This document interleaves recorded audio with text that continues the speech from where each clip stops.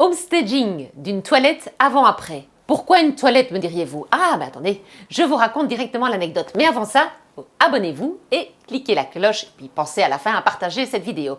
Je vous raconte cette anecdote parce qu'elle est véridique. Cette cliente qui a acheté l'appartement, dont nous allons voir la toilette, l'appartement qui valait 220 000 €, elle était charmante. La seule chose qu'elle m'a demandé à la fin, je vous jure que c'est vrai, c'est d'avoir le petit tableau avec lequel j'avais homestagé la toilette, qui était dans la toilette. Il y en avait deux, en fait, des tableaux qui m'avaient coûté 5 € pièce. Écoutez, s'il n'y a que ça pour vous faire plaisir, 10 € d'investissement pour 220 000 de vente, je dis cadeau.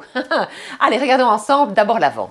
Donc, la toilette n'est pas une pièce qui est très attractive par excellence. Elle est d'aspect sale et repoussante. Vous voyez d'ailleurs que la faïence murale typique des années 60 est complètement datée. Outre le fait qu'on y rajoute des portes savon à droite, un porte-papier toilette sous forme de chapeau dans le fond à droite, que la planche n'est pas abaissée, un classique en l'occurrence.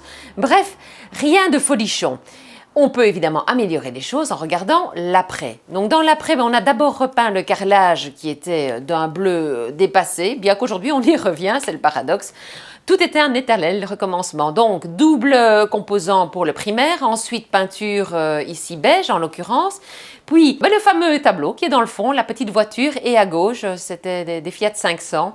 Il donnait bien. Alors sur la photo, c'est pas transcendant, mais en réalité, c'était assez sympathique. En tout cas, la personne ne voyait que ça. D'ailleurs, c'est ça qui est important dans le homestaging, c'est que le regard, l'objectif n'est pas de changer les choses, de déformer, mais d'attirer le regard vers ce que l'on veut faire. Ici, en l'occurrence, c'était le petit tableau de la voiture. C'est un peu comme une personne quand on fait un relooking de maquillage. On ne va pas changer complètement la personne, mais on va attirer, accentuer les points positifs, de belles lèvres, de beaux yeux, de joues pulpeuses, rebondies. Et alors, de l'accessoirisation, on l'oublie souvent, parce qu'autrement, ça fait vide. Et ce qui est vide et froid n'est pas vendeur. Des essuies, des serviettes et une petite fleur, un petit savon. Ce genre de choses fait vente. Si, je vous assure, si je me donne la peine de faire ces vidéos, c'est pour que vous en preniez conscience et partagez la vidéo avec d'autres personnes qui souhaitent vendre ou simplement améliorer leur intérieur.